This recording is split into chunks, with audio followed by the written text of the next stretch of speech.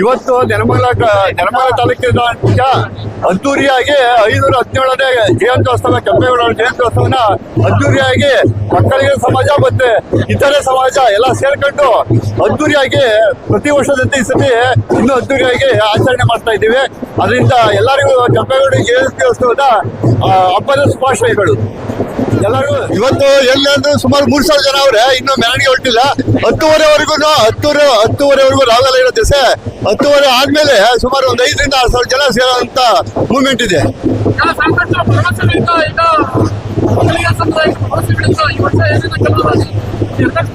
ಅದೆಲ್ಲ ಏನೇ ಆದ್ರೂ ನಮ್ಮ ಸಮಾಜಕ್ಕೆ ಒಳ್ಳೇದಾಗಬೇಕು, ಎಲ್ಲರೂ ಕೈ ಜೋಡಿಸ್ಬೇಕು. ಎಲ್ಲರಿಗೂ ಒಳ್ಳೇದಾಗಬೇಕು ಅಂದ್ರೆ ಎಲ್ಲ ಒಟ್ಟಿಗಿದ್ರೆ ಒಂದು ಎಲ್ಲಾ ಸಮುದಾಯದ ಕೈ ಜೋಡಿಸ್ರೇನೆ ನಮ್ಗೆ ಒಳ್ಳೇದಾಗೋದು. ಅದರಿಂದ ಸಮುದಾಯ ಭವನ ಆಗ್ತದೆ, ಇನ್ನೊಂದು ಆಗ್ತದೆ, ಎಲ್ಲ ಆಗ್ತದೆ.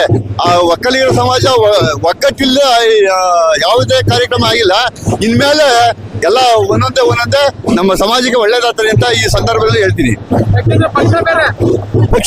ಪಕ್ಷ ಭೇದ ಮರೆತು ಎಲ್ಲ ಬಂದಿರೋದು ಇಲ್ಲಿ. ಯಾವತ್ತೂ ಅಷ್ಟೇನೆ ಇದ್ರೊಳಗೆ ರಾಜಕೀಯ ಬಂದಾಗ ರಾಜಕೀಯ ಮಾಡೋಕೆ ಹೊರತು